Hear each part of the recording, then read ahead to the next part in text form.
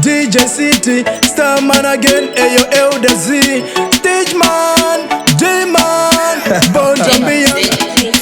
Ayaya unde Daku tamba ndega ndichadazo shamwari. Ayaya unde Nekuti shamwari dzacho ndidzo dzacho dzinondigumbura. Ayaya unde Daku tamba ndega ndichadazo shamwari. Ayaya unde Nekuti shamwari dzacho ndidzo dzacho dzinondigumbura. Madora hadye mashizha emulemoni ajera kudya awo emumuti wempani. Zvino zuva ranhasi aita mafani aona mulemoni kunge muti wempani. Ndiri murombo ini handisi mhene asi neshamwari dzangu hatichajidzane. Apa ndazobuda pachena kunge suda shamwari dzine makuwaini handichada. Ayaya unde Ndakuda kutamba ndega ndichada zveshamwari. Ayaya unde Nekuti shamwari dzacho ndidzo dzacho dzinondigumbura. Ayaya unde Ndakuda kutamba ndega ndichada zveshamwari. Ayaya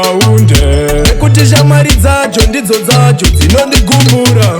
Mukukura wani isu takakura tese, pakutamba wani isu taitamba tese. Zvichirema zvichirwadza taikunda tese, pazvishoma zvatinazvo taingodya tese. Chiona nhasi wava kundimerura, wakushora pane zvose zvawayemura, wakuseka chaiziva chakutemura. Pakutamba kwakadaro tinokanzura. Ayaya unde Ndakuda kutamba ndega ndichada zveshamwari. Ayaya unde Nekuti shamwari dzacho ndidzo dzacho dzinondigumbura. Ayaya unde Ndakuda kutamba ndega ndichada zveshamwari. Ayaya unde Nekuti shamwari dzacho ndidzo dzacho dzinondigumbura.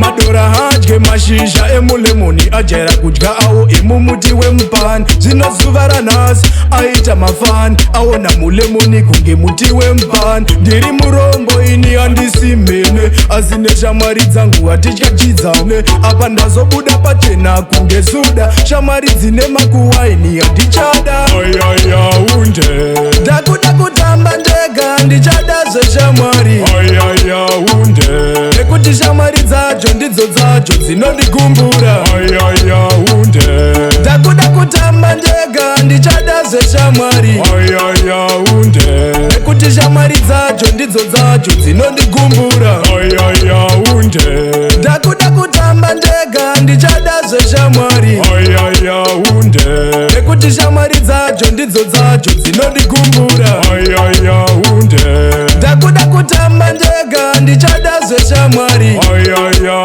unde Nekuti shamwari dzacho ndidzo dzacho dzinondigumbura.